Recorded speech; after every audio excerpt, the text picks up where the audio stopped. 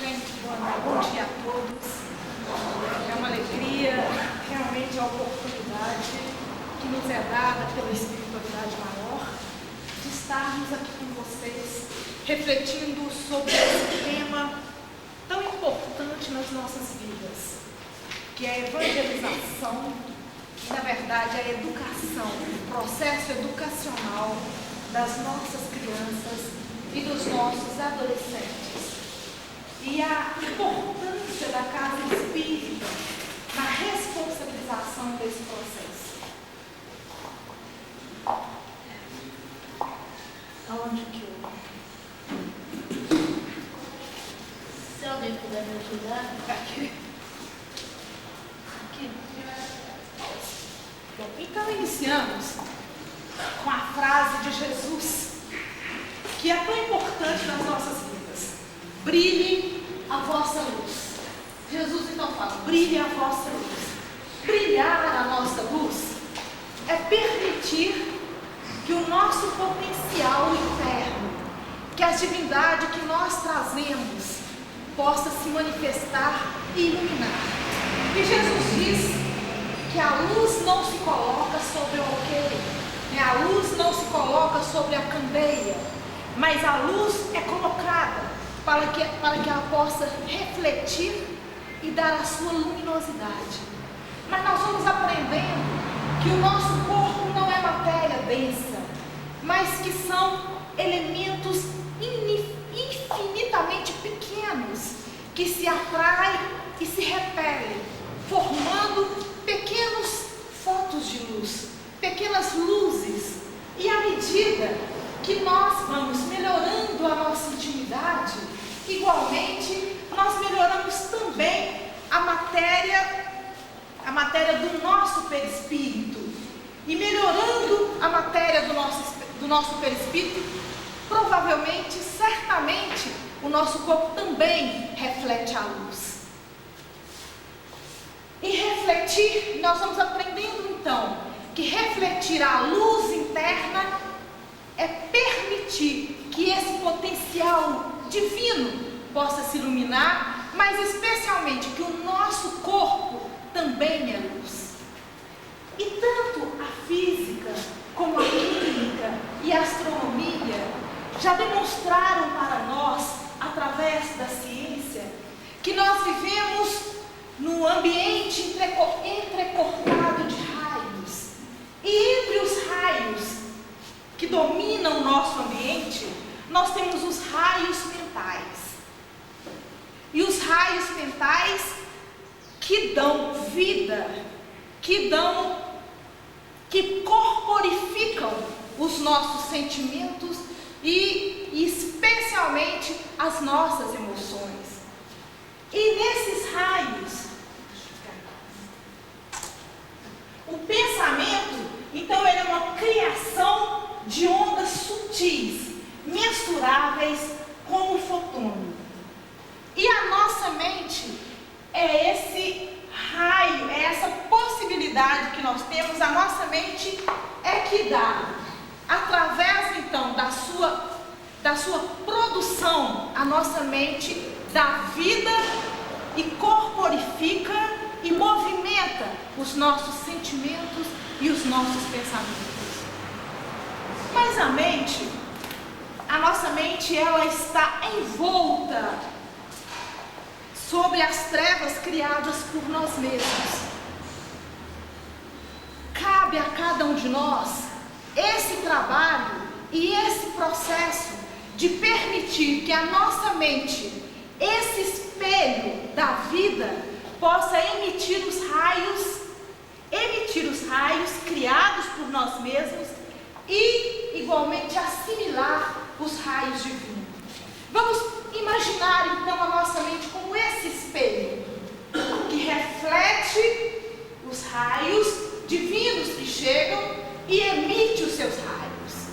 Daí a necessidade de cada um de nós nos abraçarmos, de elegermos o processo educacional como a nossa rota e a meta, capaz de permitir que o espelho da nossa vida possa essencialmente refletir a luz divina. Então a nossa mente, como esse espelho capaz de assimilar a divindade e de emitir os raios, a luminosidade que está dentro de nós. Mas todo esse processo, ele só será efetivo, ele só será realizado no momento que nós abraçarmos o processo de autoeducação, o processo educacional. E quando nós falamos da educação, nós não queremos dizer apenas de uma instrução, de um processo de fora para dentro, mas a educação como um processo interno, um processo de dentro para fora, um processo individual, que é a autoeducação. Então a proposta da casa espírita é despertar em cada um de nós essa vontade, despertar em cada um de nós uma adesão consciente, porque nós só nos transformaremos quando nós tivermos vontade. A vontade, segundo Emmanuel, é a gerente da nossa vida. A vontade é o impacto determinante. Então, o processo educacional... Alguém podia sentar aqui para mexer comigo, por favor?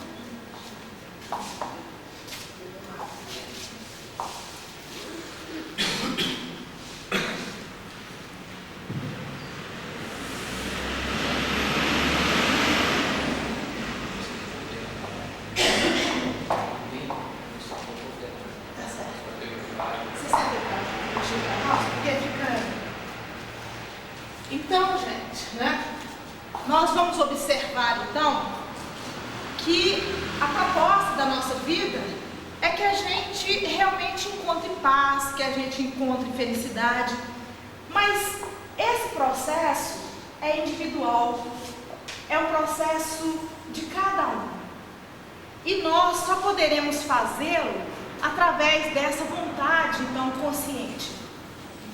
Daí nós colocamos a necessidade da educação, que é destrancar o brilho encoberto pelas trevas. Quando nós falamos destrancar, é permitir que a nossa mente possa então emitir a luz que está dentro de cada um de nós, é a divindade que nós trazemos, a herança divina que cada um de nós trazemos na intimidade, e permitir que esse espelho igualmente reflita a luz do Pai maior, a luz da espiritualidade. Então, nesse sentido, a educação é o processo mais importante na casa espírita. É através da educação que nós poderemos então destrancar o brilho encoberto pelas trevas. Mas o que é a educação? É uma consciente adesão da vontade e não trabalho de fora para dentro. É libertar-se, é polir o coração. Mas quando nós falamos de educação, o que vem a ser esse processo educacional? Educador é aquele que consegue influenciar o educando. É aquele que consegue, através da sua influência, através do seu processo moral, contagiar o educando. Então, o processo de educação é um processo que se faz através de contágio, em que o educador contagia o educando, e esse, através da sua vontade consciente, através da sua adesão a essa postura educacional, a essa postura moral do educador, tem vontade de iniciar esse processo. Então, é uma influência exercida por um espírito sobre o outro, despertando um processo de de evolução. Então, o educando, que é o aluno, promove o aprendizado moral e intelectual. E esse processo é um processo que não tem coação. Então, esse processo educacional, ele é diferente do processo que nós conhecemos de instrução. É diferente do processo de catequese, porque a educação é um processo, então, de cada um. É quando nós consideramos a singularidade de cada espírito. É quando nós consideramos a individualidade, o indivíduo, com as suas potencialidades, com as suas limitações e com as suas dificuldades. O educador, então, ele trabalha com a vontade, promovendo, então, essa adesão voluntária do educando. O que significa, portanto, educar? Educar é elevar, é estimular, é despertar a consciência. Quando Jung, ele trabalha com os processos psíquicos, analisando os processos psicológicos da humanidade, ele entende que o trabalho mais importante que o indivíduo deva fazer na sua vida é se autoconscientizar, é conquistar a sua consciência. E nesse sentido, ele chama esse processo de individuação. É o indivíduo sair fora desse meio do grupo, é sair fora de um processo de massificação e conseguir, analisar a si próprio. E ele chama isso de individuação. Então, educar é elevar, é estimular, é permitir que essa consciência se desperte, é ampliar o processo consciencial de cada um. É a nossa autoconscientização.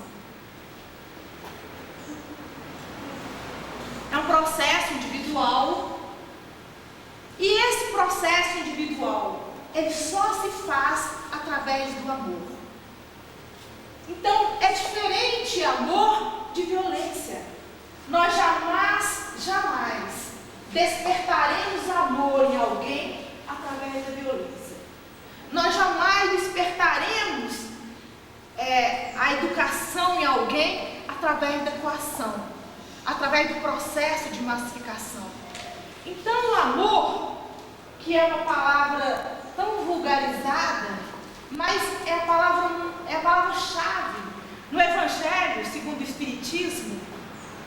A espiritualidade nos relata que quando Jesus pronunciou a divina palavra amor, os ébrios se exaltaram. A terra se transformou quando se falou a divina palavra amor. Então, o amor, ainda como uma palavra vulgarizada por nós, é a palavra mais forte, capaz efetivamente de promover a transformação. Só através do amor que as pessoas se transformam. Diante disso, nós temos pela frente alguns desafios. Desafios que deverão ser analisados, repensados e refletidos por todos nós, para que nós consigamos encontrar uma postura justa e uma equação adequada para resolver, uma equação justa para resolver esses problemas. Quais são os principais desafios enfrentados pelo educador e também pelos pais, que são os maiores educadores dos filhos? O primeiro desafio, que educação é diferente de autoritarismo. Quando nós utilizamos um método, ou a metodologia autoritária, nós matamos a individualidade do outro. Nós impedimos que todas as potencialidades de alguém possam ser despertadas através do autoritarismo. Nós desconsideramos desconsideramos o outro. Então, no processo de autoritarismo, nós elegemos a nossa postura como a mais adequada, elegemos a nossa forma de falar, a nossa forma de agir como a mais adequada. Esquecemos que o espírito é individual, que o espírito traz uma bagagem de outras reencarnações. E quando nós não elegemos nós mesmos como padrão, nós temos uma eleição social. Nós escolhemos um padrão social para que os outros, para que os nossos alunos ou para que os nossos filhos se adequem àquele padrão. Quando nós utilizamos a metodologia do autoritarismo. A educação é um processo onde não há abuso da força física. Então não se educa através da força física, não se educa através de castigos, não se educa através de tapas, não se educa dessa forma. Porque o processo educacional é despertar no outro essa vontade de melhorar. O processo educacional, ele é feito através de influência e não através do abuso da força física. Um outro desafio que nós deveremos superar e vencer, que nós temos pela frente, é o processo de imposição pela malícia. Quantas vezes nós, para buscar a adesão dos nossos filhos, ou a adesão dos nossos educandos, nós usamos a malícia para convencer os nossos filhos ou alunos, através de prêmios, através de recompensas. Não teremos a adesão voluntária através da malícia. E da massificação. A massificação é desconsiderar novamente a individualidade. É trazer um processo único para todos, no sentido de moldá-los a forma como nós elegemos como a melhor. Ou através da imposição de limites. Então, impor limite também não é um processo educacional. Impor limites é adaptar o outro ao nosso processo. É novamente desconsiderar a individualidade do outro. Ou através da disciplina externa, ou através da coação violenta. Então, todos esses métodos que nós aprendemos através dos nossos pais, através da cultura, todos esses métodos, eles não são métodos que educam. Eles são métodos que fazem com que o outro se adapte à nossa forma de agir na nossa presença. Porque esses processos, eles impedem que a disciplina e que o conceito de certo e errado, eles se introjetem no psiquismo da criança. Porque o conceito de certo, o conceito de errado e o código de ética moral de cada um de nós, ele deve estar introjetado no nosso psiquismo e não de fora. Quando nós pensamos no processo educacional, esse processo deve ser uma reflexão. Esse processo deve ser um processo de análise interna. E não pode ser um processo de coação externa. O adolescente, ele deve respeitar os pais, obedecer às leis que regem o nosso mundo, não porque a polícia está observando. Ele deve obedecer porque existe dentro de si um código, na verdade, existe dentro de si um conjunto de leis que ele projetou na sua infância e que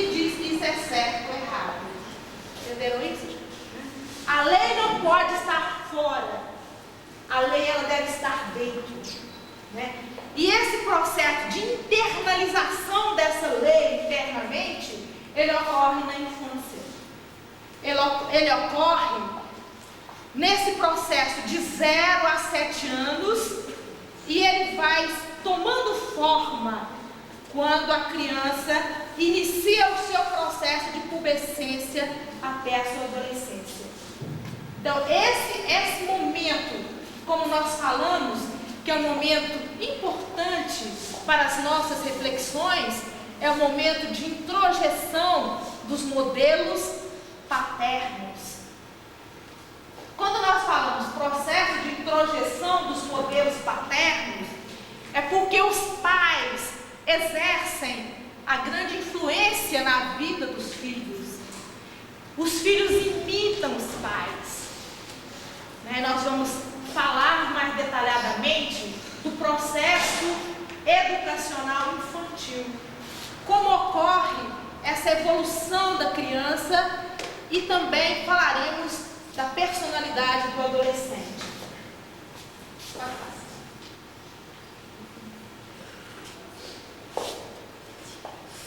Nós falamos de alguns desafios, mas nós também temos as estratégias. Temos os desafios, mas temos as estratégias para superá-los, ou pelo menos para lidar com eles. E esses desafios é o amor, Mas esse amor em que considera a dignidade do outro. Esse amor que considera e permite que o outro seja livre. Mas quando nós falamos em liberdade, nós deveremos entender e compreender que a liberdade não se faz sem responsabilidade. Mas para que a criança e o adolescente tenham responsabilidade, para que eles possam exercer a sua liberdade com responsabilidade, esse é o processo que deva ser conduzido pelos pais e pelos educadores. Pestalozzi, que é o eminente educador e o iniciador de Kardec, ele diz que a educação é um processo que deve trabalhar o coração, deve trabalhar a cabeça e as mãos. Ou seja, saber ser, saber saber e saber fazer. Saber ser, Saber ser é um processo onde nós usamos o nosso coração. Saber ser é através do desenvolvimento do coração. Quando nós aprendemos a amar a Deus, amar as pessoas, amar o próximo, aí nós desenvolvemos o saber ser, saber pensar. Esse é um processo que se desenvolve através da inteligência. E a inteligência não é o acúmulo de conhecimentos, não é o acúmulo de matérias, não é nada disso. A inteligência é um processo de reflexão, é um processo de análise, é um processo sim de conhecimento, mas muito mais do que conhecimento, é um processo de análise, é um processo de reflexão. E saber, ele fala, educar o coração para que a criança aprenda a amar. Educar a cabeça para que a criança aprenda a acolher o conhecimento que chega. Mas esse conhecimento, como nós falamos, ele só faz sentido na nossa vida quando ele é refletido e ele é transformado em atitudes, em habilidades. Então, desenvolver a competência é através do conhecimento que chega através de um processo cognitivo. E essa competência se transforma em habilidade quando o conhecimento passa pelas mãos. Quando o conhecimento, ele chega através dos poros. Ou seja, quando aquilo que nós sabemos, nós transformamos em ação. E as mãos, ou seja, transformar o conhecimento em ação. as habilidades. E isso só se faz através do exercício, da reflexão e do amadurecimento. Ou seja, não vale saber por saber. É importante que esse conhecimento adquirido, ele seja refletido e colocado em ação.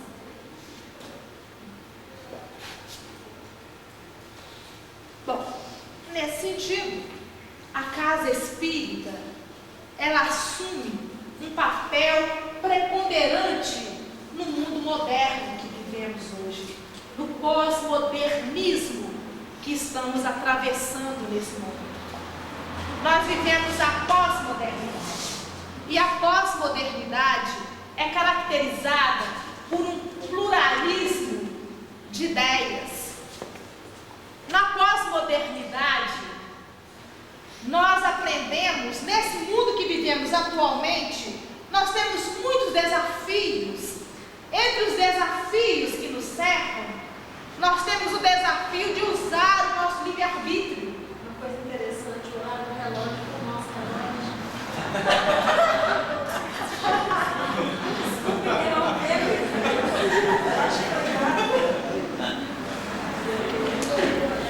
Então, nesse mundo moderno que vivemos hoje, nós temos um pluralismo, que é essa pluralidade. Nós vivemos um mundo plural, ou seja, onde nós temos diversos caminhos a percorrer. Tudo nos é lícito, tudo nos é lícito. Mas o apóstolo Paulo nos dizia que nem tudo nos convém. Mas para que nós tenhamos a consciência, para que nós possamos fazer uma ação coerente, para que nós tenhamos uma escolha pautada na coerência, é importante então que nós tenhamos conhecimento. Porque se nós não tivermos conhecimento, nós vamos embarcar na onda. Tudo aquilo que é moderno, tudo aquilo que é novo, nos contagia, nos envolve. E para que a gente não seja envolvido com o modernismo do mundo atual, nós temos que aprender a refletir. Então, ninguém mais, a religião, os sistemas e nem as instituições, elas definem mais o caminho para o homem. Antigamente, a religião tinha esse poder de definir e ditar a conduta humana. Na pós-modernidade, isso caiu por terra. Todas as pessoas fazem as suas opções de acordo com seus desejos. E para que nós possamos, então, termos um desejo que vá de encontro com os nossos propósitos maiores, que vá de encontro com as nossas metas estabelecidas antes de reencarnarmos, porque eu acredito que todos nós temos clareza das metas que nós temos aqui na nossa reencarnação, não é assim? Quando a gente fala de meta de vida, nos parece alguma coisa muito distante de nós, mas nas empresas que nós trabalhamos, nós lidamos com as metas das empresas, não é verdade, gente? Todas as empresas que nós conhecemos, todas as escolas, elas têm metas definidas. Será que nós temos as nossas metas enquanto espíritos imortais? Será que temos estabelecido quais são as nossas metas enquanto espíritos imortais? Quais são os nossos objetivos? E se nós não traçamos, se nós não temos clareza dos nossos objetivos espirituais, é importante que a gente os trace. É importante que nós possamos definir quais são as nossas metas. E se nós definirmos as nossas metas, os nossos propósitos espirituais, nós não seremos envolvidos por esse aluvião desse mundo moderno. O mundo moderno, com as suas doenças, nós não falamos das doenças da pós-modernidade? Entre as doenças da pós-modernidade está a depressão, está o estresse, que tem consumido a humanidade e as pessoas têm se envolvido sem nenhuma percepção consciente. Porque muitas vezes nós não nos esforçamos para cumprir as nossas metas. Então a casa espírita nesse momento, ela representa, né, a grande, vamos dizer assim, a grande diretriz para a humanidade, especialmente para cada um de nós. A casa espírita nesse momento, ela assume um papel preponderante na sociedade, porque ela ainda nos esclarece, a casa espírita nos esclarece e nos dá diretrizes para que nós tenhamos uma postura consciente na vida. Bom, e na educação dos nossos jovens e dos nossos adolescentes? Como é que a casa espírita se posiciona nesse momento?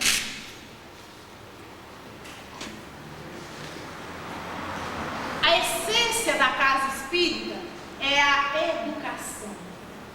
O trabalho mais importante que a casa espírita pode realizar é promover a autoeducação dos seus participantes.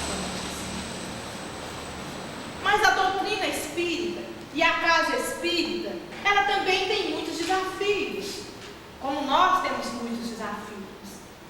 E um dos desafios encontrados pela casa espírita é o desafio de não ser uma doutrina salvacionista. Nós não poderemos encarar a casa espírita como um lugar que vai salvar as pessoas. Mas a doutrina espírita, ela deve ser encarada e entendida no seu tríplice aspecto: religião, filosofia e ciência. A doutrina espírita, ela permite a conscientização do indivíduo. Ela é diferente das igrejas que nós vivenciamos, que nós frequentamos no passado, das igrejas que nós construímos no passado. Ela é diferente das igrejas. Então, a casa espírita, ela tem uma meta, que é promover a autoeducação. A maior tarefa da casa espírita é a caridade da educação, que é elevar, transformar, despertar e conscientizar, contribuindo para a mudança interna do homem. E quando nós falamos em elevar, conscientizar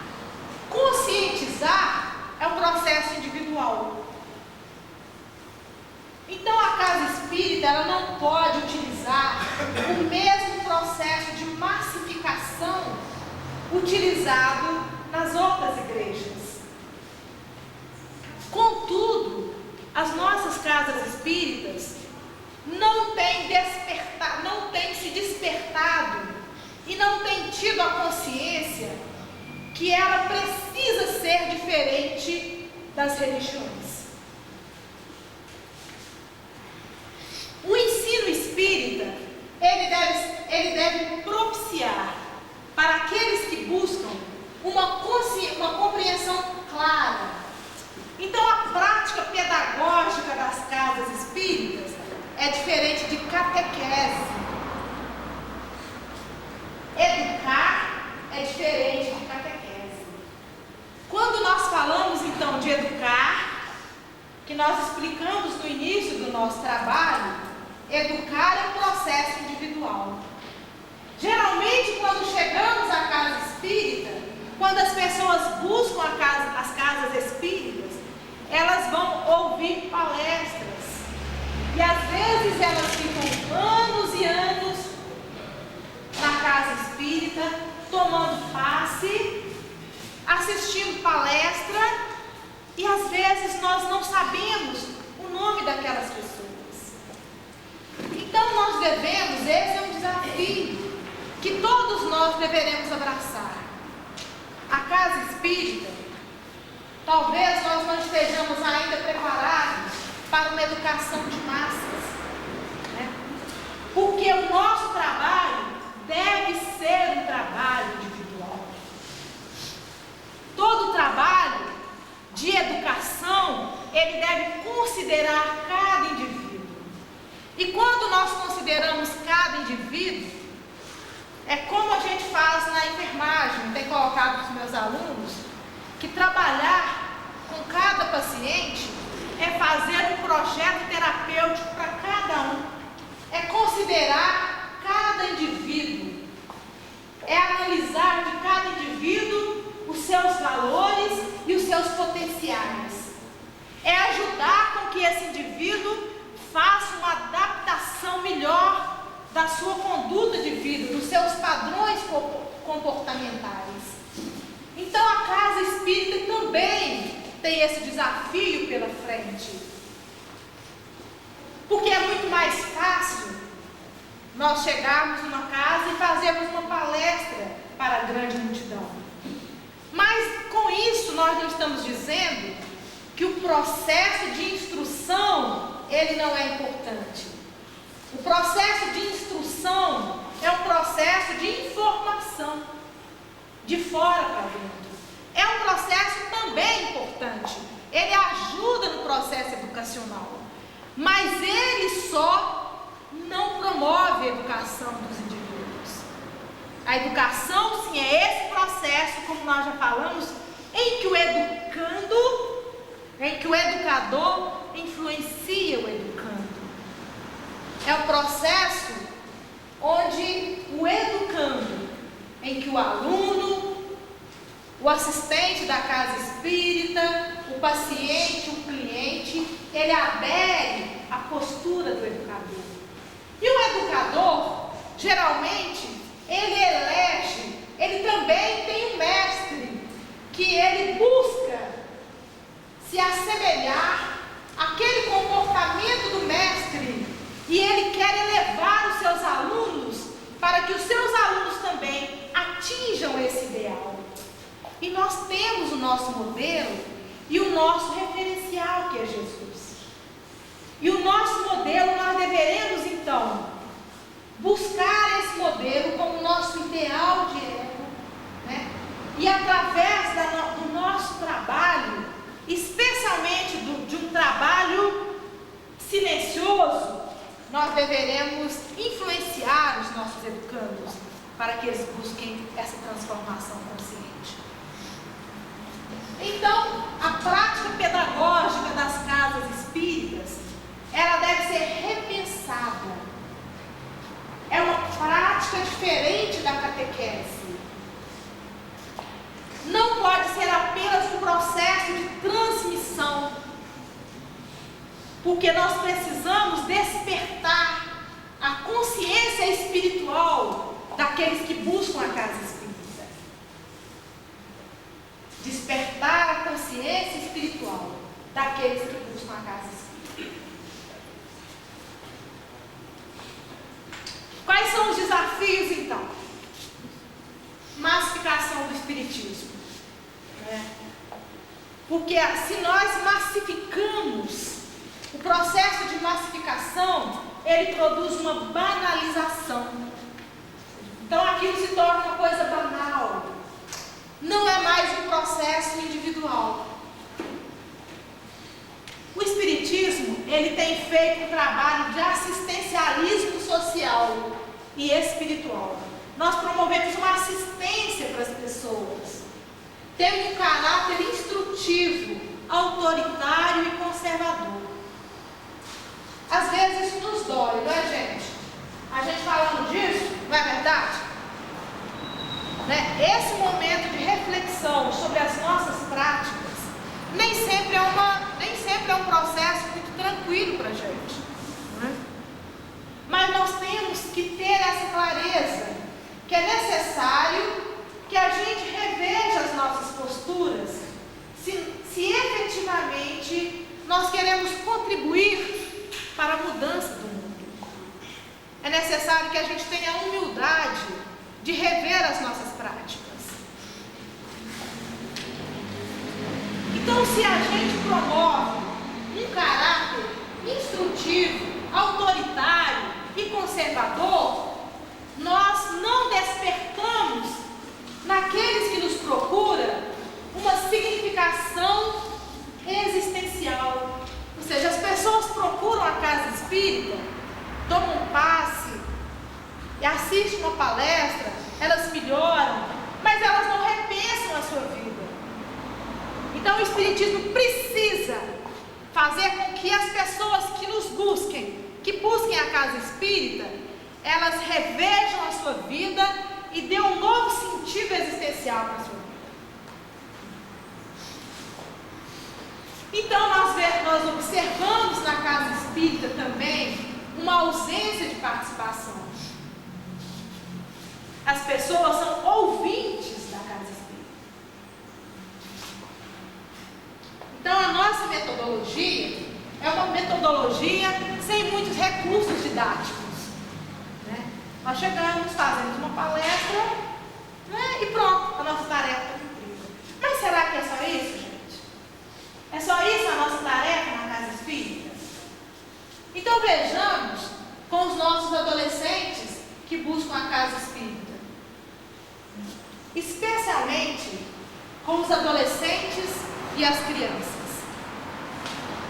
Quais são as estratégias que nós deveremos refletir sobre elas, quem sabe adotá-las, mas pelo menos refletir sobre essas estratégias. Acolher especialmente os adolescentes como seres pensantes. Despertar em cada um deles as suas potencialidades, os seus valores. Respeitar e chamá-los à participação. Outra coisa é a disposição das cadeiras. Então, quando nós colocamos as cadeiras da forma como elas estão, e eu fico aqui no púlpito, fico aqui nesse palco, as pessoas estão muito distanciadas do palestrante. As pessoas estão muito longe daquele que está à frente, transmitindo a palestra. E essa proposta, trazida por aqueles companheiros da doutrina espírita, que têm se preocupado com a pedagogia espírita, que têm se preocupado com a educação espírita, porque Kardec era um educador por excelência. Jesus foi o pedagogo por excelência.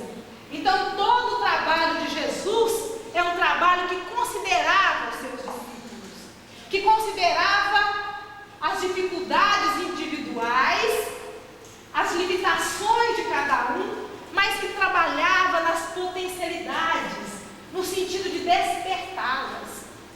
E isso para nós, cabe para todos nós, como uma grande reflexão. Como temos conduzido os nossos trabalhos na casa espírita? É apenas como um desencargo de consciência, ou efetivamente nós queremos buscar uma transformação? Isso para todos nós, é uma reflexão para todos nós. Nós temos que ter peito, para quebrar esses paradigmas. Sempre foi assim, sempre vai ter que ser. Gente, então e ele está dizendo, tem que ter peito para quebrar paradigmas. Mas veja bem, toda mudança, ela ocorre por um. A mudança, ela inicia por um. Esse um que inicia a mudança é o grande educador. E ele faz o seu processo através da influência moral. Ele contagia o outro através da sua postura.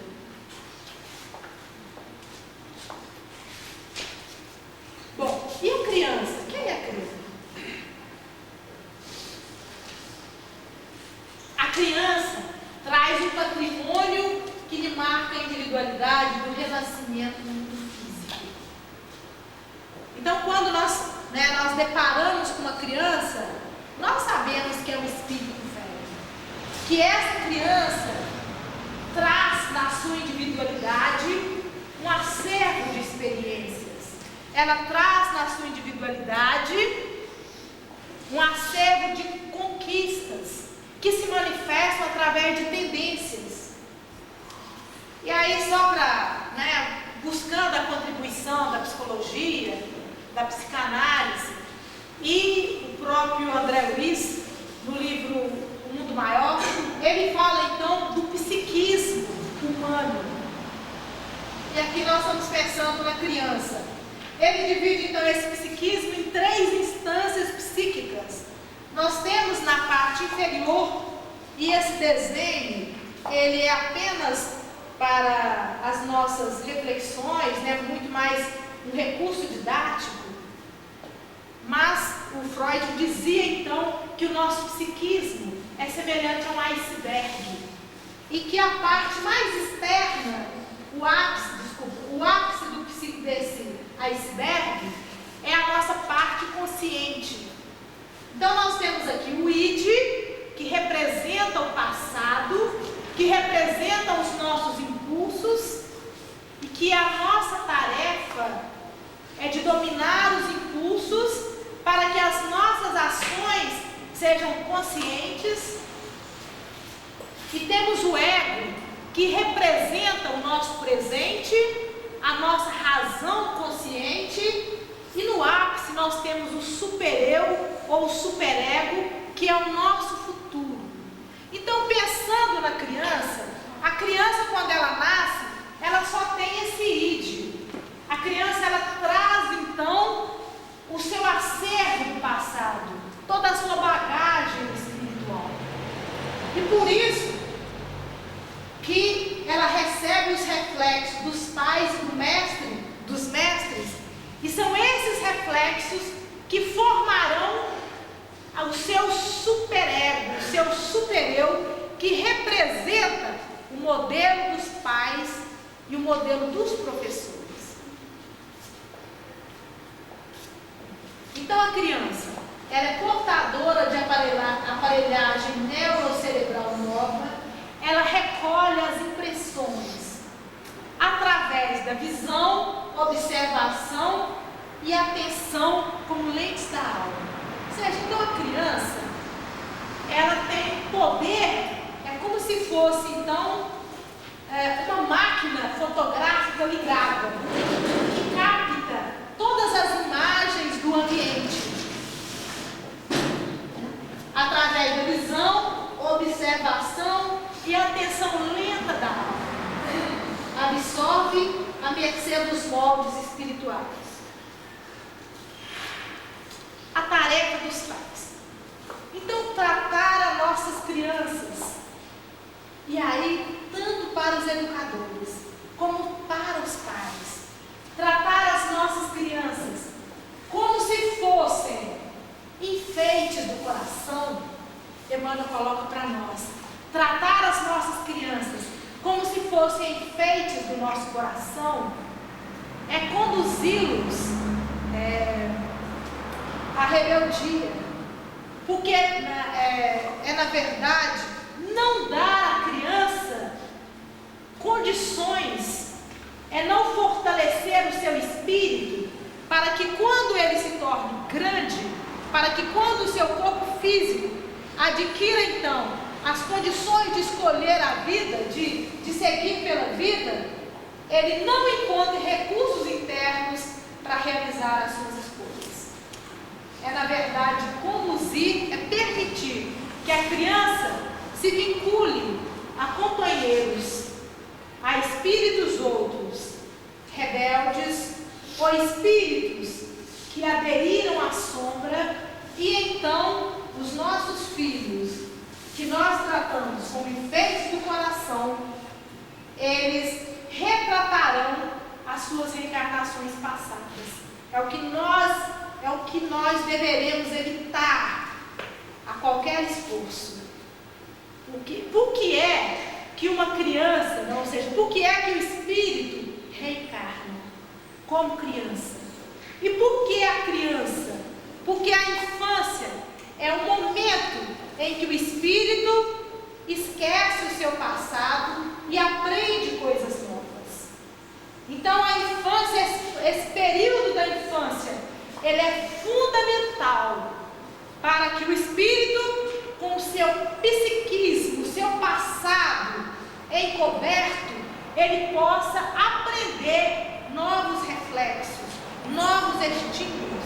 Então esse é o momento mais propício, o momento mais adequado para que novas condutas, novos reflexos, novos comportamentos possam ser incorporados ao psiquismo da criança.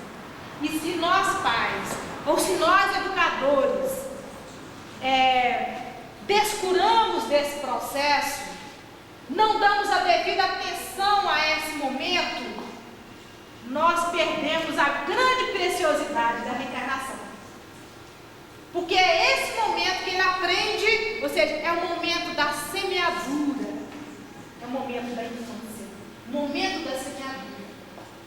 E se nós brincamos com as crianças, esquecemos de fazer o processo mais importante, que é semear, na adolescência, quando então a personalidade de outras reencarnações desperta, ele vai se vincular ao passado. E ele perdeu a chance de aprender. Perdeu a grande oportunidade, que é o motivo da reencarnação.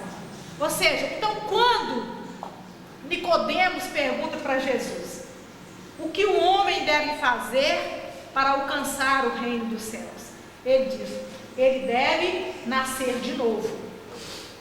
E aí ele fala assim, mas como o homem velho pode entrar no ventre da sua mãe? Então Nicodemos não entendia o significado desse momento da infância, que é o momento onde as tendências do passado estão amortecidas e a criança assimila o ambiente, que representa, na verdade, os reflexos daqueles, especialmente dos pais. Quando Emmanuel vai falar sobre o nosso lar, quando Emmanuel define o lar, ele diz, o lar é um conjunto de reflexos daqueles que compõem o lar. Então a criança absorve os reflexos dos pais, como se fosse permeável, ela assimila os reflexos dos pais. Então os pais e os evangelizadores deverão traçar no psiquismo da criança noções de justiça, trabalho e fraternidade. Como, gente?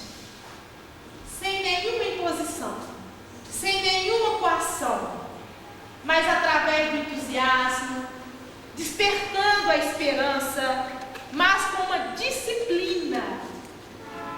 Afeto e disciplina devem ser as armas que nós devemos trabalhar com os filhos. Porque quando ele demonstra as suas tendências que não são muito favoráveis, que não são muito salutares, nós deveremos usar a disciplina. Sandra, posso fazer uma pergunta? Sim. Lá no início dos slides você fala assim, da não imposição dos limites. Sim. E até onde vai essa não imposição e até onde que começa essa disciplina? Essa é uma questão importante, Se nós falamos não imposição de limites, aqui a gente está falando que é através dos limites. O limite ele deve ser colocado sem coação, sem autoritarismo e sem a força física. Mas nós poderemos colocar limites quando a gente diz assim, olha, você pode caminhar por essa rua. Foi assim que Jesus falou com Adão, foi assim que Deus fala com Adão e Eva. Não coma dessa fruta. É um limite. Não coma dessa fruta. Só que eles ultrapassaram esse limite, Então o limite é dizer, olha, isso não é possível ser feito. Isso é limite. Você pode brincar até dentro dessa sala. Lá fora você não pode brincar. Por que você não pode brincar lá fora? Porque lá fora tem os perigos. Lá fora nós vamos lembrar da ovelha perdida. A ovelha quis conhecer o mundo externo, mas ela não poderia, porque o pastor mostrava qual era o ambiente das ovelhas. Isso é limite sem imposição. E o que fazer quando a ultrapassar essas limites? E o que fazer quando a criança ultrapassa esses limites? Só o amor desperta. Só o amor desperta. Então, só o amor desperta. Isso é muito novo para nós. Tudo isso é muito novo para nós. É uma pedagogia em que nós deveremos ajudar o outro a ter um comportamento mais adequado, mas mostrando para o outro as consequências da sua ação. Porque Deus não nos impõe limite.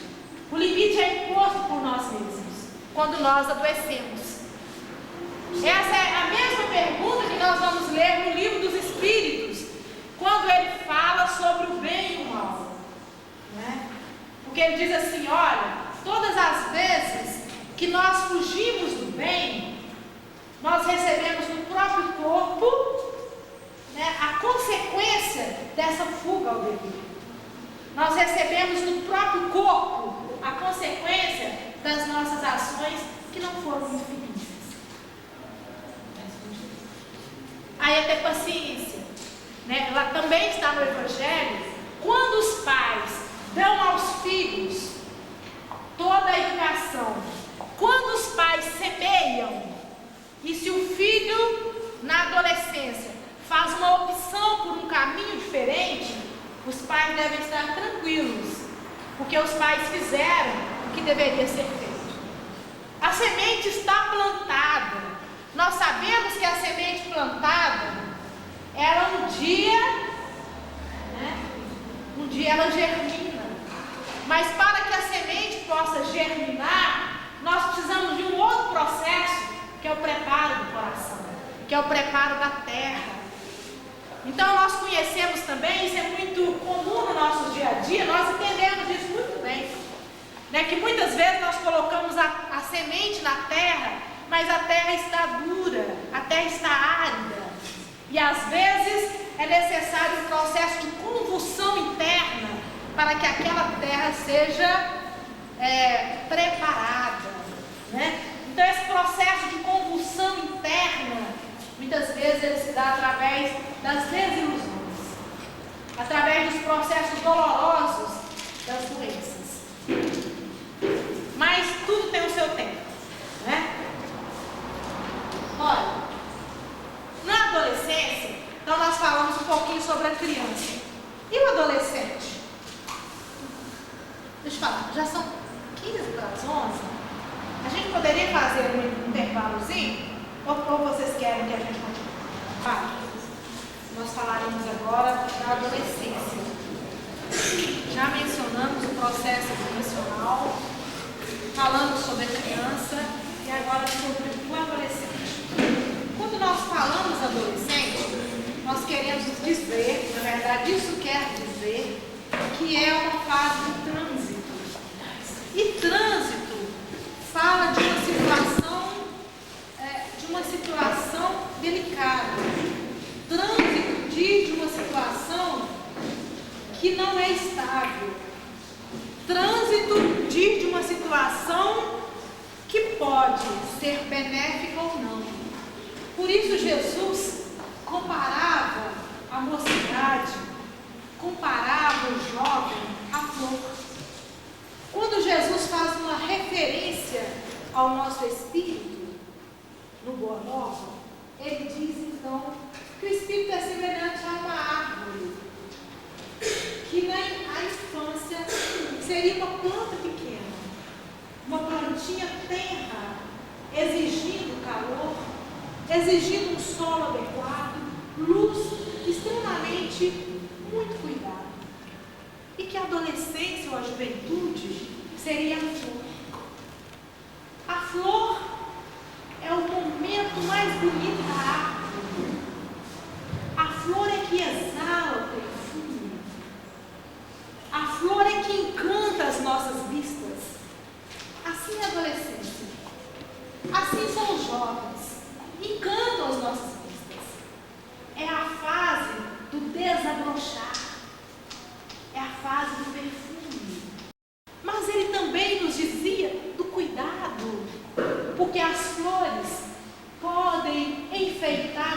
sacrilégio das ilusões. Qualquer vento mais forte pode fazer com que essa flor se perca nas ilusões da vida.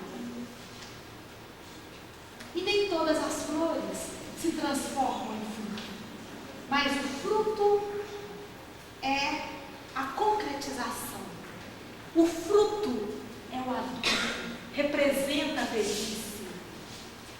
Por isso a necessidade de um cuidado muito precioso, de um cuidado muito atento com os nossos jovens e com a nossa adolescência.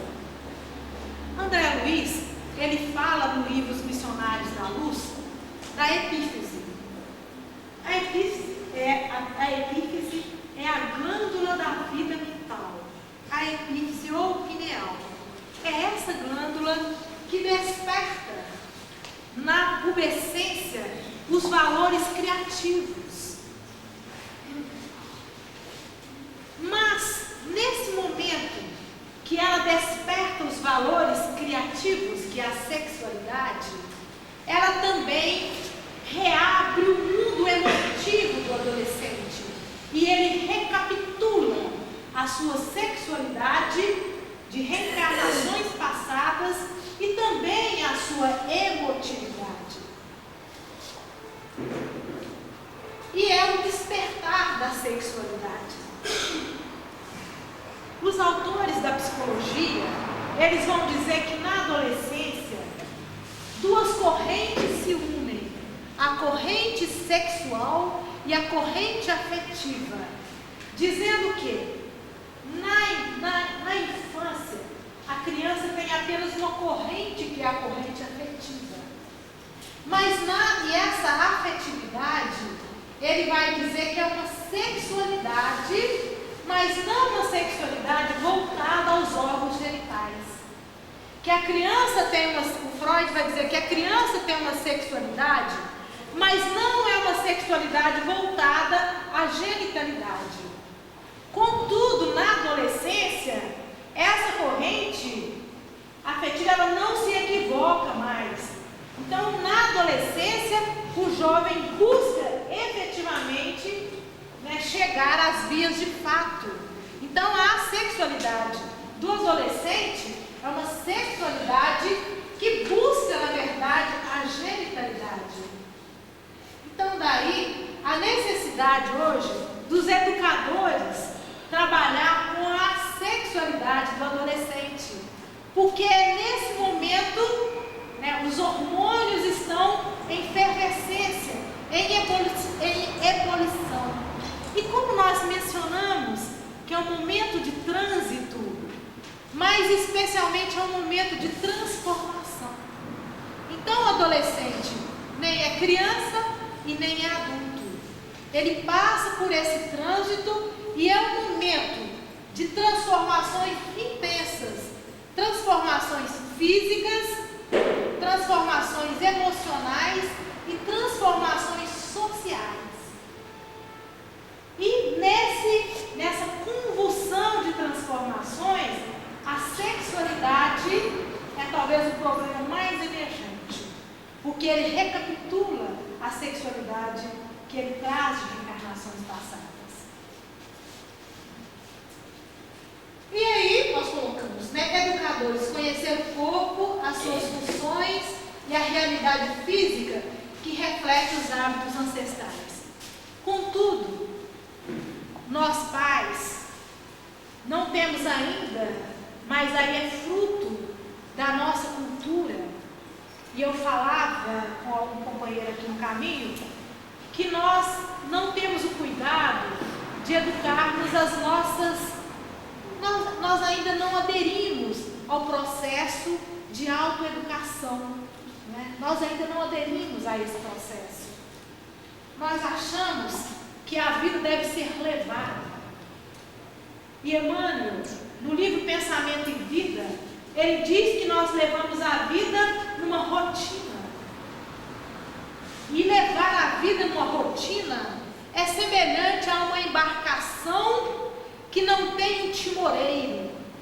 É semelhante a uma embarcação solta no rio rio ou no mar sem alguém que a conduz. Então, quando nós assumimos o nosso processo de autoeducação, nós somos os timoreiros do nosso barco da vida. Nós conduzimos a nossa vida através de ações conscientes. Nós não poderemos mais conduzir a nossa vida pautada nas nossas emoções e nos nossos impulsos. E é dessa forma que nós deveremos educar os nossos adolescentes nesse processo da sexualidade que desponta nesse momento. Então, muitos pais e muitos educadores preferem calar-se, silenciar-se ante as transformações verificadas a olhos vistos pelos pais. Quando os pais observam as transformações físicas dos filhos, eles preferem silenciar-se, dizendo: eu também tenho problema nessa área. Como que eu vou educar os meus filhos? Mas nós precisamos de conversar com os nossos filhos e os educadores conversar com o adolescente sobre esse processo educacional, sobre esse processo da sexualidade, sobre esse processo da sexualidade. Como? Através esclarecendo que a sexualidade é do espírito, não é um processo apenas biológico.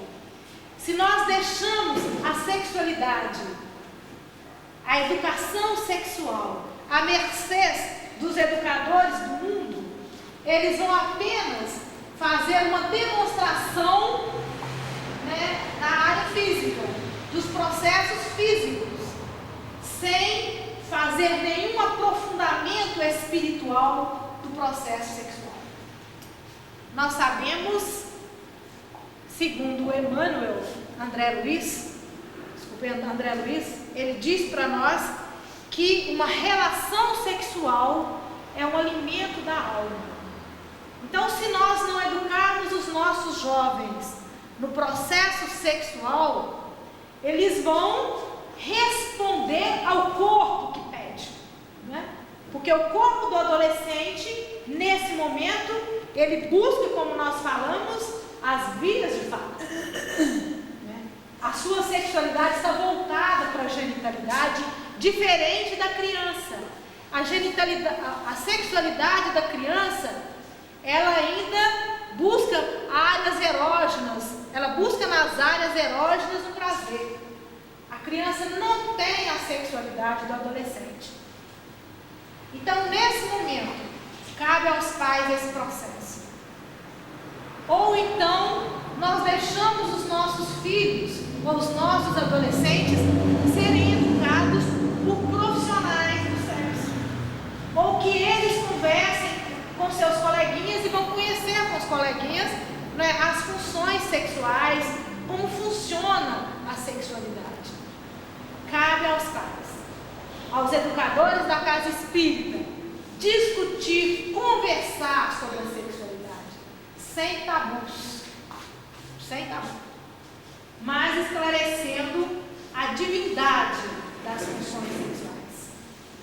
Nós não vamos adentrar esse tema porque nós nem temos tempo, mas a sexualidade merece um estudo bem detalhado, merece uma reflexão por cada um de nós.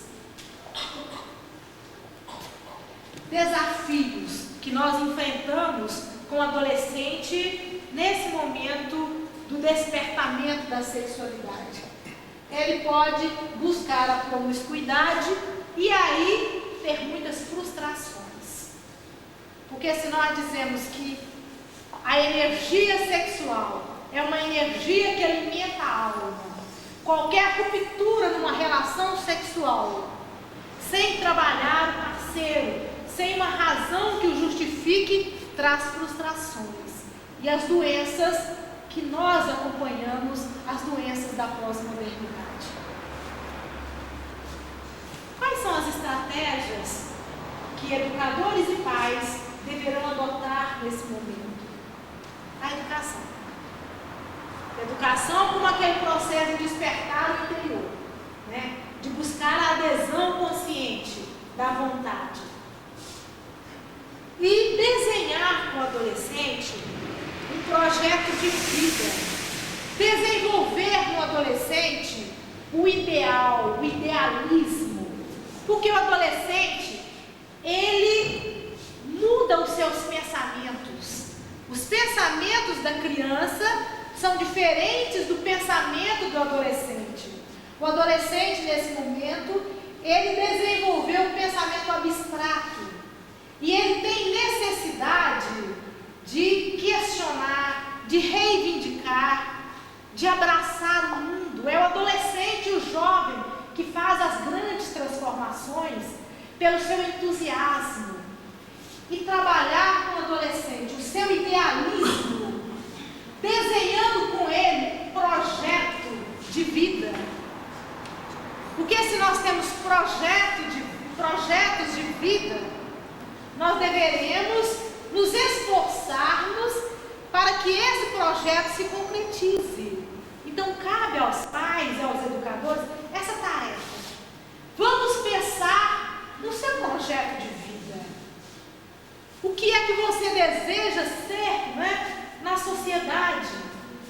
Um projeto de vida que o destaque socialmente, um projeto de vida que desenvolva as suas capacidades artísticas, as capacidades intelectuais, científicas, e trabalhar no sentido de que esse projeto não seja apenas um entusiasmo, não seja apenas uma fruição, não seja apenas um divertimento, mas que seja o projeto de vida do adolescente.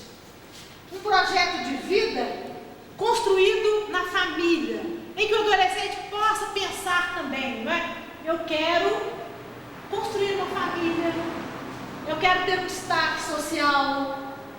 E nesse projeto, contemple a realização pessoal e profissional. Porque na vida do adolescente, nesse momento de trânsito, ele se torna um momento particular e um momento que merece toda a nossa atenção, porque é o processo onde ele faz as grandes escolhas da sua vida. A escolha sexual, a escolha profissional e a sua identidade, a busca da sua identidade. E nesse momento, ele vivencia o luto da perda do corpo infantil, o luto de perder o papel de criança e o luto de perder os pais da infância. Então veja bem, atravessar a adolescência, essa travessia da adolescência é um processo marcado por muitos desafios. Lembram da nossa adolescência? O que seria? É o momento da escolha profissional, é o momento da opção sexual, e é o momento da nossa identidade. Quem eu sou? O que eu quero da vida? E esse momento, então, tão delicado, ele deve ser acompanhado pelos pais. Porque o adolescente, ele não mais aceita imposições. O adolescente, ele é um espírito, e como espírito, ele busca também a sua realização pessoal. Não aceita imposições dos pais, não aceita tarefas, modelos prontos. Ele precisa construir o seu modelo. E a nossa tarefa é de ajudá-lo a construir o modelo.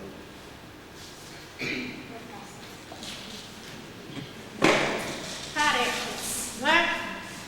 Então, quando a gente pensa na adolescência, e eu falava de uma flor, Jesus dizia que a mocidade é semelhante a uma flor, né? Semelhante às flores da árvore. Joana de Ângeles nos diz que o processo da adolescência é semelhante a um botão de rosas que se abre diante da carícia do sol. Então, se a gente observa um botão de rosa, ele vai se abrindo diariamente. Assim é o despertar da adolescência. Diariamente, ele se transforma. E às vezes a gente até brinca, fala assim, parece que você tomou fermento. Você cresceu de ontem para hoje. São as mãos que crescem, são os pés, é o corpo que se transforma. Se o adolescente olha no espelho, ele fala, mas eu nem estou me conhecendo mais. Tudo se transforma. E é de um dia para o outro. Essa transformação é, né? E ele não se conhece, não se reconhece. Então não é um processo fácil.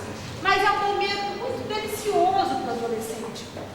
Mas nem sempre esse despertar é tranquilo. Nem sempre. Muitas vezes, esse despertar, ele vem marcado por algumas angústias. Ele é marcado por medos, por consciência de culpa, por conflitos. Nem sempre esse despertar é tão tranquilo. Então, é para cada um. É diferente para cada um. Às vezes, ele vem com sofrimento íntimo. E aí, gente, a influência dos pais é um fator decisivo. Como o adolescente já não aceita mais os pais escolherem, os pais já deviam ter escolhido na infância, né? Na infância, é o momento para os pais plantar. Na adolescência, já é o momento de cuidar da planta, de cuidar daquilo que é cuidar da semente. Na infância é o momento de semear. Na adolescência é o momento de cuidar dessa semeadura. E aí, quando o Freud fala do superego ou do supereu, é nesse momento que esse superego ou supereu é formado. Ele é formado através da cópia dos modelos paternos. E a gente diz que termina a adolescência quando ele assume a responsabilidade. Quando nós falamos de responsabilidade, nós estamos querendo dizer que é alguém que responde por seus atos. Então, quando o adolescente responde por seus atos, ele deixa de ser adolescente. Quando ele dá conta de responder, quando ele tem consciência do certo e errado, quando ele diz isso dá certo, ele já superou a adolescência, já é adulto. Então a adolescência tem um tempo, mas o tempo não é um tempo cronológico como a gente conhece. O tempo é de cada um. Por isso que nós vamos observar pessoas já amadurecidas que são parecidos com adolescentes, que estão vivenciando os conflitos já na fase adulta, porque o tempo do adolescente, esse adolescer, é psicológico, é de cada um, né? Mas com certeza a pubescência, que são as transformações físicas, é universal. Todos passam pela pubescência. Pubescência significa pelos, que é o momento da transformação física. É de todos. Todas essas crianças passam então pela pubescência.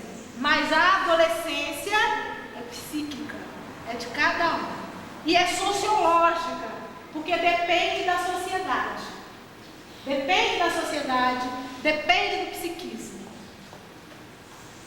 Então a influência dos pais é decisiva, porque os pais, nesse momento, ele está introjetado no psiquismo.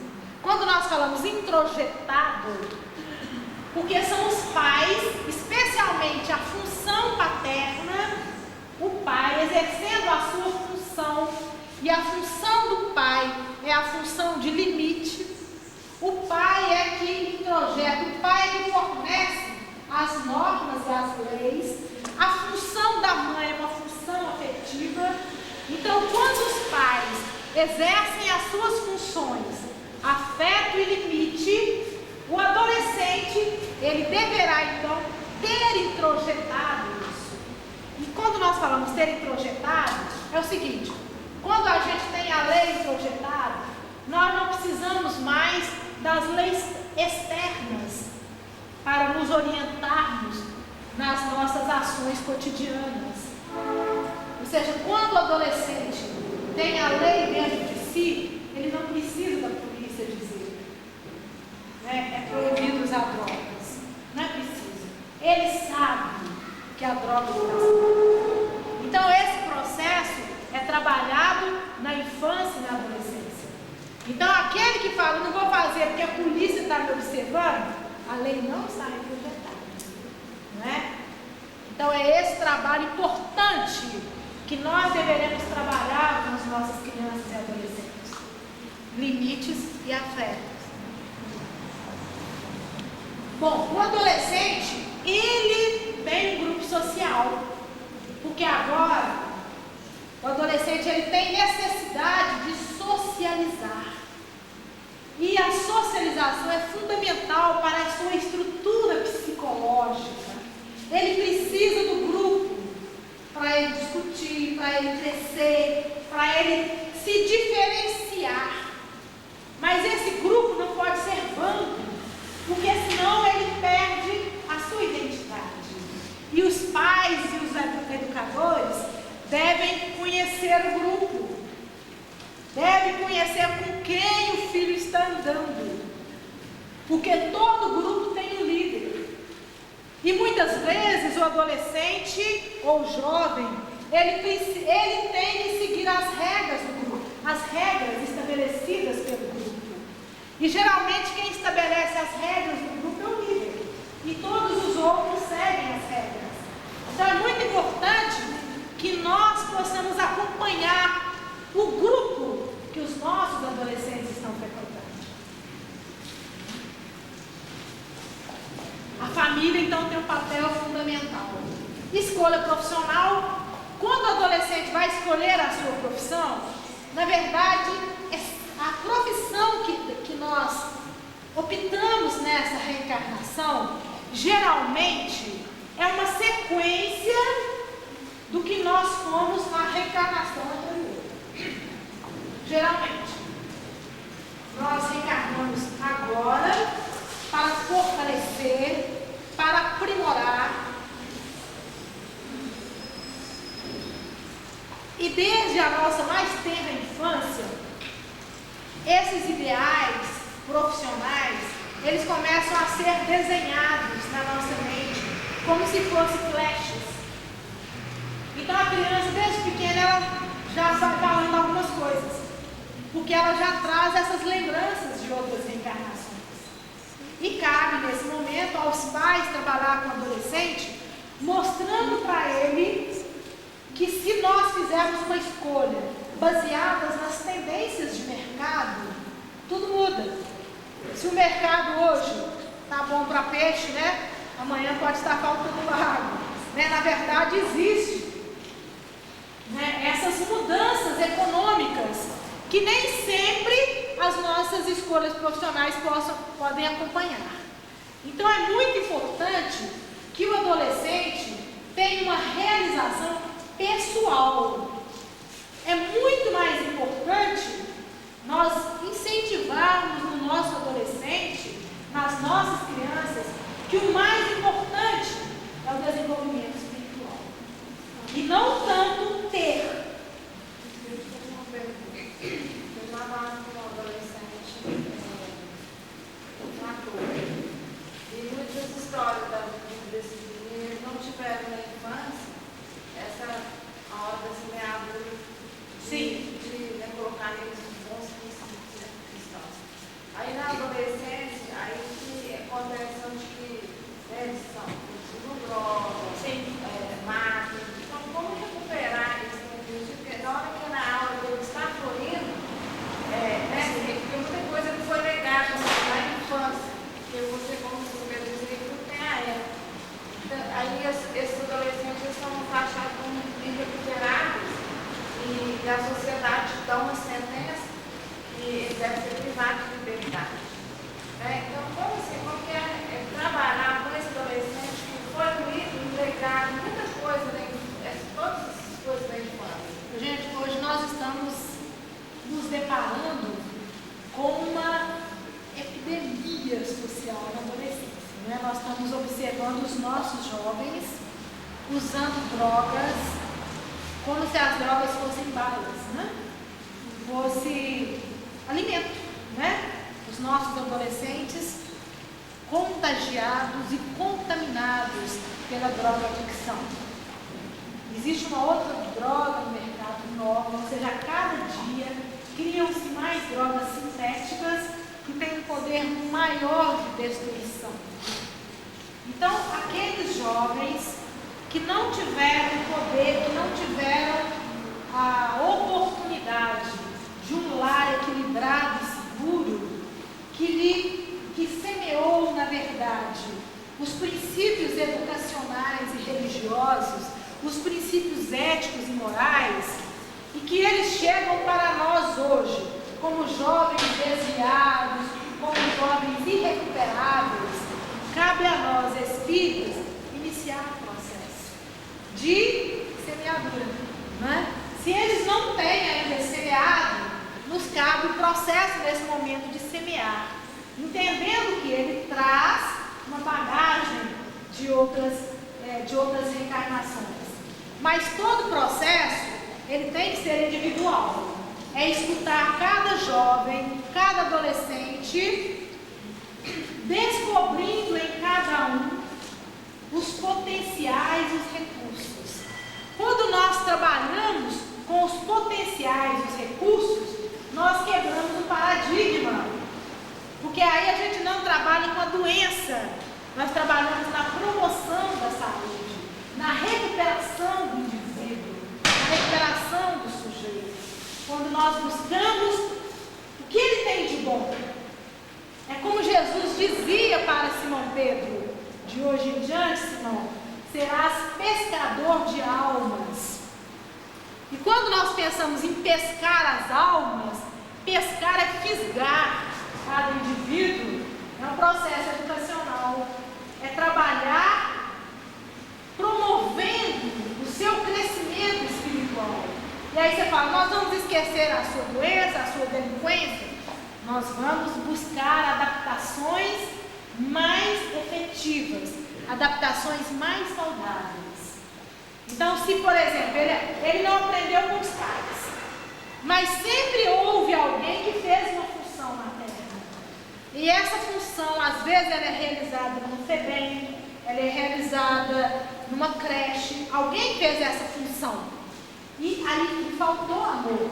Então, nós poderemos trabalhar que muitas vezes essas adaptações, porque o que acontece com todos nós, são adaptações de conduta, de comportamentos que nós fazemos para buscar o equilíbrio aos nossos estresses da nossa infância. Ou seja, a criança está vivendo um estresse muito grande.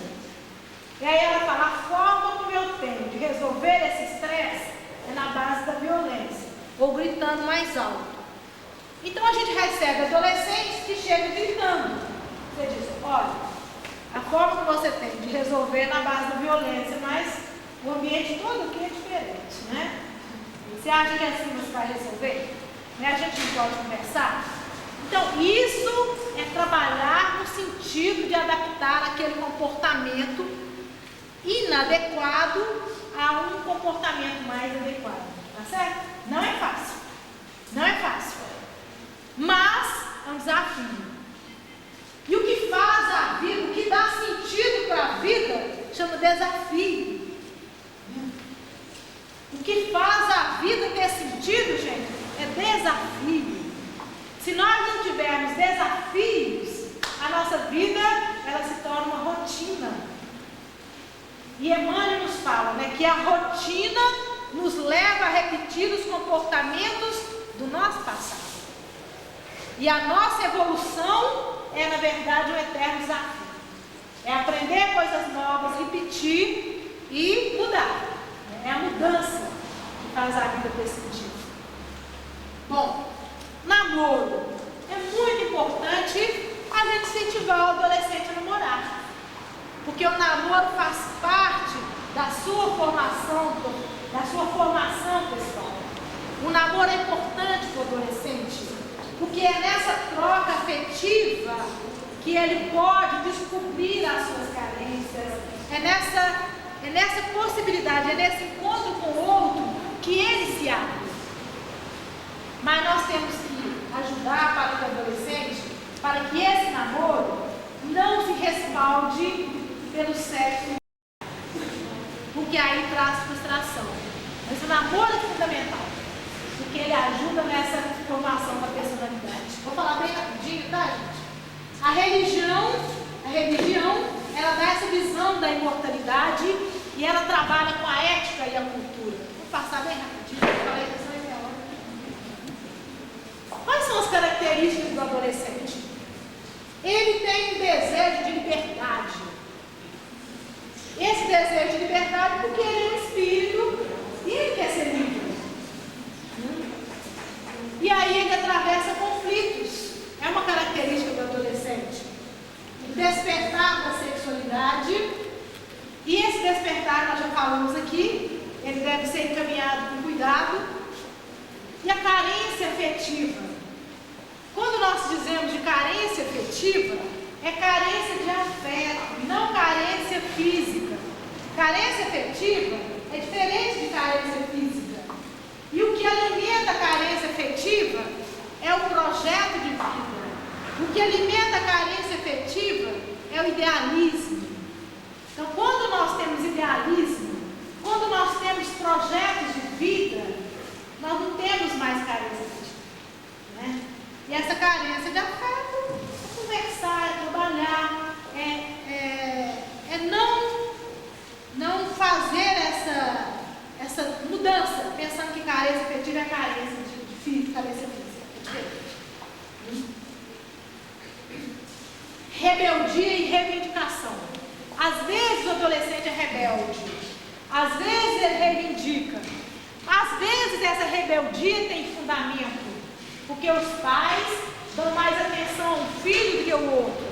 Aí o filho se torna rebelde. Às vezes ela tem fundamento, às vezes ela não tem fundamento. É muito importante que os pais possam sentar, os educadores tenham tempo para analisar se essa rebeldia tem fundamento. Isso faz parte do psiquismo do adolescente.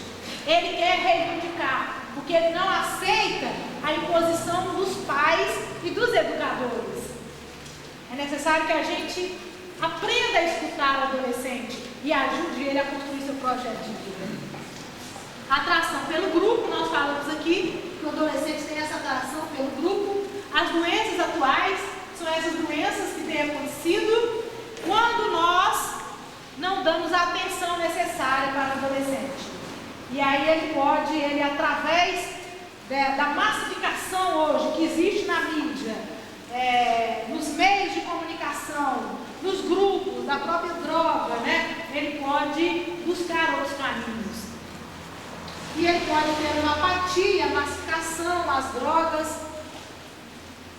né? E aí a educação moral, a prática moral através da luta. Só um minutinho, teve um slide que passou rápido, que é da criança. Você passa, não, né? Não, passa.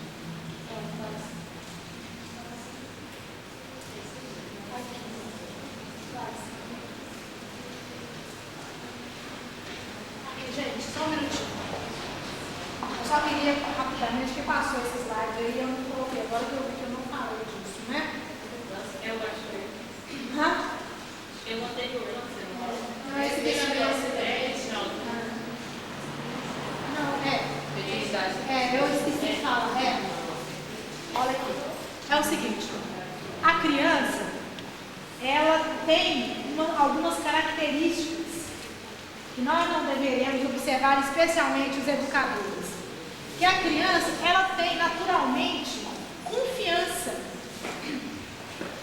porque de 0 a 1 ano é o estágio, segundo os autores da psicologia, é o estágio que se desenvolve a confiança, porque a criança é um ser dependente 100% dos pais.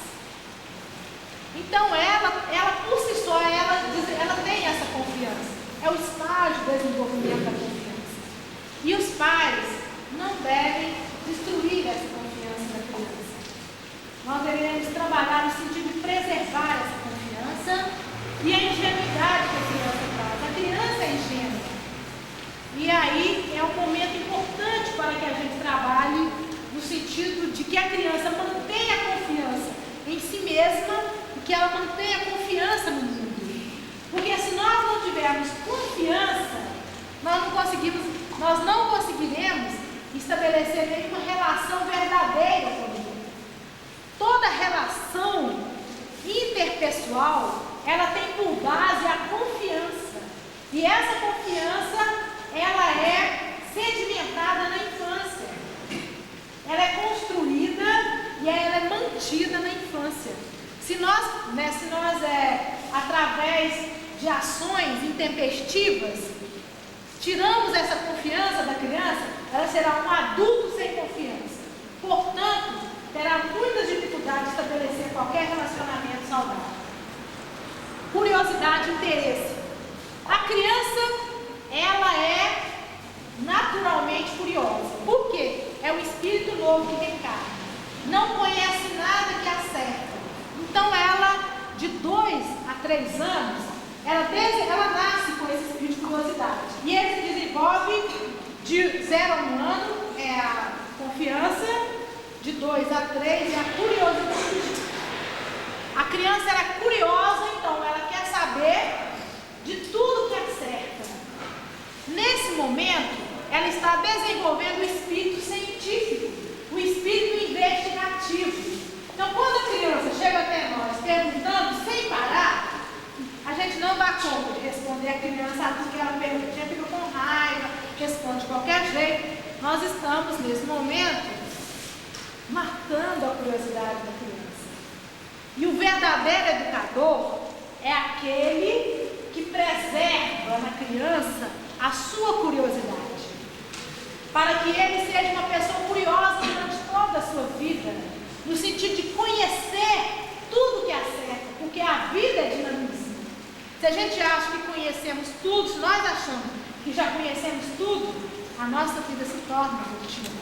Então é importante não matar a curiosidade e nem responder as perguntas dando a resposta pronta. Se a gente responde com uma resposta prontinha para a criança, nós não estimulamos a sua curiosidade.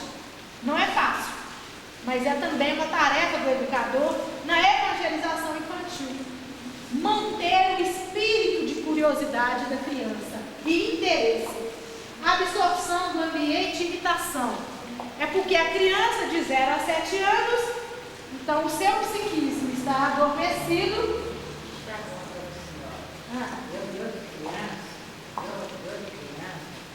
Desde que a senhora falou aí agora, criança, ansioso, O senhor quer saber das coisas, né? Tá Tá certo. Isso é muito importante, a gente querer saber das coisas. Porque a gente só aprende aquilo que a gente quer saber, não é, gente? Esse é o processo educacional.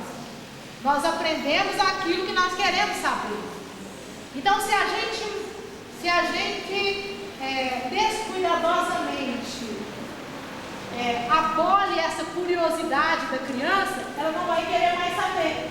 Tudo vem pronto. Absorção do ambiente. Então, a criança de 0 a 7 anos, o seu espírito está adormecido, amortecido, e ela absorve o ambiente de uma forma permeável. Então, é importante que esse ambiente seja um ambiente de harmonia, seja um ambiente de paz, para que a criança possa absorver, esse ambiente, que lhe dê paz, né? Que lhe dê serenidade interior. A sinceridade da criança, a criança não simula como adulto. Ela só simula quando ela é constrangida. A criança aprende a mentir quando nós ensinamos ela a fazer isso. Mas ela é sincera por natureza. E a afetividade. A A questão da afetividade é porque nesse momento a criança ela está com a sua razão amortecida e o seu raciocínio e a sua razão ele só se desenvolve na adolescência. Então nesse momento ela capta o mundo, ela absorve o mundo através da emoção, através do afeto. Então trabalhar a criança através da lei do amor, com respeito, é importante para que no momento que a sua razão desperte na adolescência, essa razão seja iluminada pelo amor. E as suas escolhas sejam escolhas conscientes e éticas. Tá bem? Eu acho que nós já falamos muito. O resto, fantasia, brincadeira, mediunidade infantil, né? Acho que isso vai passar. Tá tranquilo? Vamos parar por aqui que nós já falamos demais, né? Tá bom, gente? É porque a Maria tinha... aí eu me lembro que eu ouvi isso, eu não esqueci, com Raul Teixeira. Mas aí é uma imposição, né? O Raul Teixeira dizia que a tarefa dos pais é semear nas crianças, né, os princípios éticos, religiosos e morais dos pais, naqueles princípios que eles acreditam. E para fazer esse trabalho, né, de levar, de conduzir os filhos à casa espírita, os pais devem fazer são esses: tomar banho, ir à escola. Nós levamos os nossos filhos para a escola formal. O filho fala assim: mas hoje eu não quero sair de festa. Você fala: não, você deverá ir.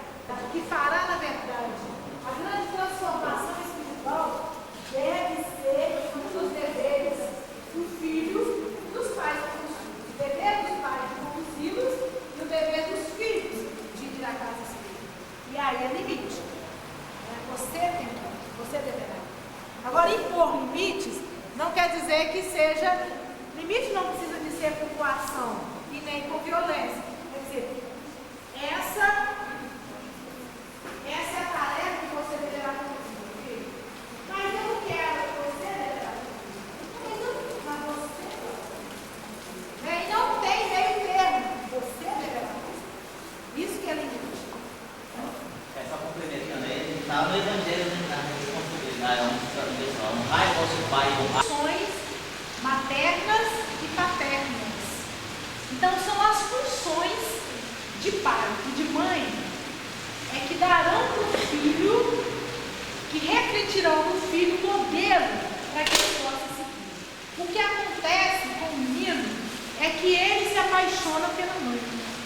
No momento da resolução do complexo de Édipo, ele abandona o amor pela mãe e busca seguir o pai como modelo. Então o pai deve ser esse modelo quando o filho tenha vontade de buscá-lo como modelo. Então a tarefa do pai é efetivamente exercer a sua função. Mas mesmo que o pai não exerça essa função, a mãe não pode, de forma alguma, abolir a função paterna. A mãe ela deve referenciar o nome do pai. Porque o importante não é o pai concreto. O importante é o nome do pai. E quem dá o nome para o pai é a mãe. Então é a mãe que referencia o nome do pai para o filho. E o pai, enquanto norma, o pai enquanto lei, é o pai que faz com que o filho tenha um espaço social. É o pai que projeta o filho na sociedade, que leva o filho para o social. Bom, isso explicando psiquicamente, né? Como que o filho ou a filha busca essa homossexualidade. Da mesma forma, a filha que não busca a mãe enquanto modelo. Então é a mesma história. A filha também não busca a mãe enquanto modelo. Os papéis estão, as funções estão confundidas dentro do lar. Então, quando os filhos buscam exercitar a sua homossexualidade, nós sabemos, de acordo com a doutrina espírita, que existe então uma tendência do espírito, existe resolvido, ou muitas vezes, esse Espírito, ele veio com essa missão, com essa tarefa de fazer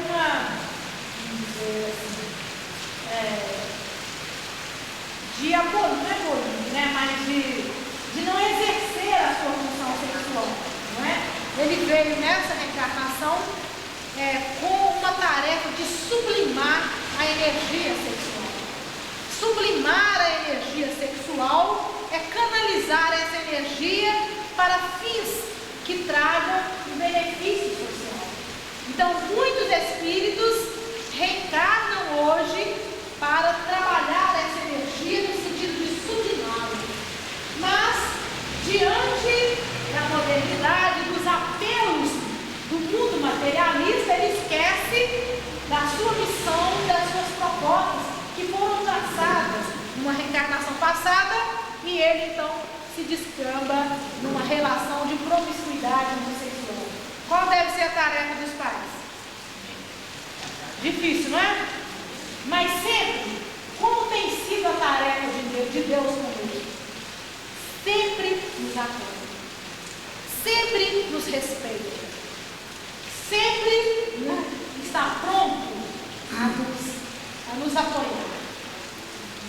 Mesmo que essa conduta possa nos ferir, possa nos magoar, mesmo que a gente não concorde com essa postura, nós temos que compreender a opção do outro. Compreender é diferente de empatia, não é? Compreender a opção do outro é conhecer tão profundamente o outro que eu consigo respeitar. Então a nossa proposta, o nosso papel é de respeitar, acolher, esperar o momento que ele queira fazer uma reflexão consciente e mudar a proposta. Muitas vezes, essa atitude que nós não concordamos é uma erosão produzida na terra para que a semente possa desabrochar. Não é isso que nós falamos? A semente está semeada, mas o chão é muito duro.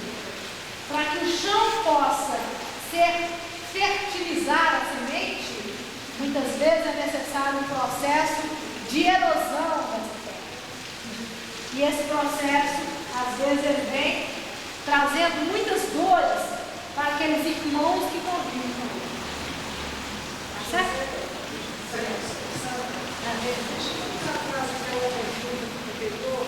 Quando o pai e a mãe têm diferença de nós, qual a diferença? É muito perguntado isso a nós e até crianças da terra. Como deve ser a função do pai e da mãe nesse sentido?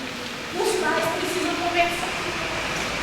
Primeiro, os pais têm que conversar. Porque os pais não podem confundir a cabeça da criança. De jeito nenhum. Os pais precisam conversar e acertar. Pelo menos quais são os princípios comuns dos dois. A primeira coisa é um acordo dos pais. E aí os pais definem. Na verdade, é sempre uma definição dos pais. E aí eles que devem definir o que é melhor para os filhos. Mas nós não poderemos impor. Agora, se os pais não conversam, a mãe diz, seu pai está errado, o pai diz, sua mãe está errada, aí o filho não sabe a quem seguir. Isso dá conflito na cabeça do adolescente. Muitas vezes pode até promover um processo de psicose, porque são informações contraditórias. Um faz e o outro não fala. Então, isso gera uma confusão na cabeça da criança. E isso é problema em si. É necessário, primeiro, que os pais se entendam.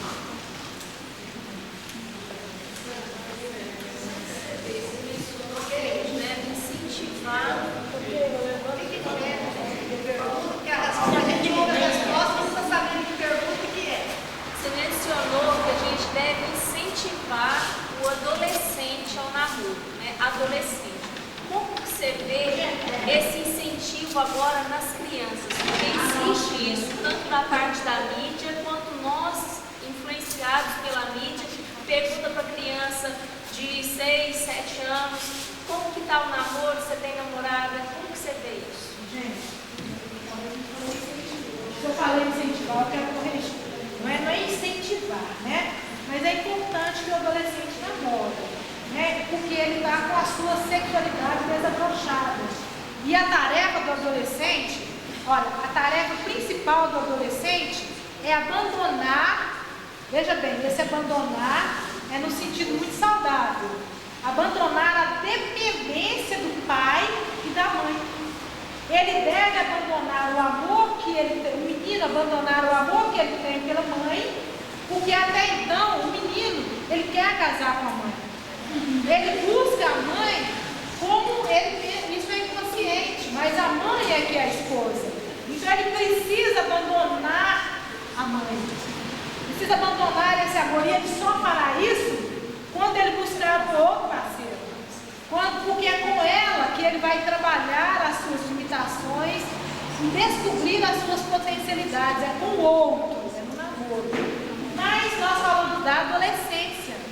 A adolescência, ela começa mais ou menos de 15, 16 anos até 15 anos. Então, de 7 é criança. Com 7 anos ainda nós estamos vivendo um processo infantil. 11 anos é a pubescência. Ainda não é a fase de namoro.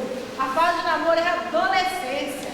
Então, como é que a gente vê esse incentivo ao namoro das crianças?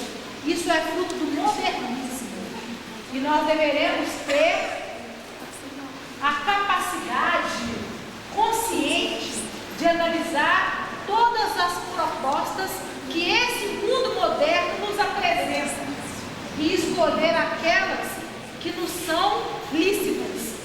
O mundo apresenta milhões de propostas, né? Porque hoje, com o mundo pluralista, né? Nesse mundo moderno, que é a característica do pós-modernismo, né? Nós temos várias opções, todas as opções possíveis, nada é proibido, mas nós temos o nosso livre-arbítrio e deveremos exercer o nosso livre-arbítrio em escolher aquelas propostas que realmente dignificam a nossa alma. E a criança namorar é contrária a tudo aquilo que a gente conhece. A criança, nesse momento, nós não falamos aqui da fantasia e das brincadeiras, né? Que é muito importante. Então, eu vou ter que falar, né? Então, esse momento de fantasia e brincadeira é o momento em que a criança, porque fantasia é desenvolver essa capacidade criativa, né? É desenvolver a lógica da emoção, porque não tem a razão. É desenvolver essa lógica da emoção. É brincar. E os pais devem incentivar a fantasia e a brincadeira saudável. Porque se a gente incentiva a fantasia e essa brincadeira com heróis, malvados, essas coisas, elas podem trazer transtornos no psiquismo da criança. Tá bem? Mais alguma coisa? Podemos interromper? Tranquilo? Você não palestra de justiça, tem alguma coisa da sua experiência, do seu trabalho, com relação a droga, outras coisas assim, em relação a drogas, doenças. Se eu pudesse deixar com a sua Contato pessoal. Eu trabalho no hospital psiquiátrico. Trabalho no House Wise, né, na instituição de saúde mental. E o que nós temos observado é que o perfil dos portadores de sofrimento mental de 10 anos para cá, ele tem mudado consideravelmente, especialmente nos últimos 3 anos. Poderemos dizer que 90% dos pacientes internados masculinos, eles são usuários de droga. Hoje é raro nós encontrarmos um paciente que tem um problema, a gente chama de psicose, um paciente que é o chamado louco, é aquele que delira e alucina, é raro nós encontrarmos um paciente que apresenta esse comportamento e essa conduta. A grande maioria dos pacientes internados são usuários de droga. E os jovens são usuários de crack. E aí o problema psíquico, ele está entrelaçado. Não se sabe, né? A gente não sabe se é a droga que vem primeiro ou se é a doença psíquica que vem primeiro. O fato é que 95% dos pacientes internados, eles são usuários de droga, né? E isso é um problema grave, porque hoje as adolescentes, as jovens também se internam vitimadas pelo transtorno. Então a tarefa hoje dos pais é uma tarefa grandiosa, porque se nós analisarmos todas as estatísticas alarmantes da sociedade, com certeza os jovens estão em primeiro lugar. Gravidez na adolescência, mortalidade materna, violência sexual, uso de droga, mortes no trânsito, homicídios, tudo isso tem acontecido com os nossos adolescentes. E aí nós... Só um traço. Aqui em Vinópolis nós temos um fato muito interessante, principalmente pelo crack, os jovens que entram no crack, principalmente as mulheres que entram no crack, logo você já vê que a passagem para prostituição e você já tem para poder sustentar o próprio vício, por causa do nível de classe que está entrando, e logo após também você está vendo o pessoal está desencarnando muito mais rápido, porque é uma droga que ela é bem mais letal. Então, ele aborda uma outra questão que nós também temos observado na nossa prática, que é a prostituição das adolescentes para conseguir a sustentação do crack.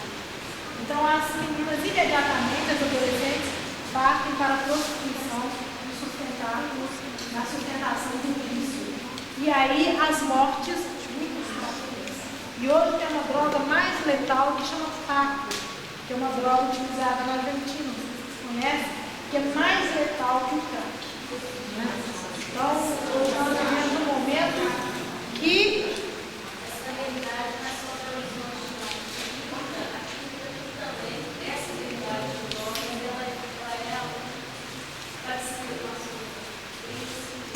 Gente, deixa eu contar uma coisa para vocês. Em 78, em 1978, surgiu uma série de reportagens no Consolador e que essas reportagens diziam do momento que nós iríamos, o momento que estava atravessando, que o mundo atravessava e que ele fazia uma projeção para os anos 90 e os anos 90, de 90 ao ano 2000 até 2010, que é o momento que nós estamos vivendo hoje.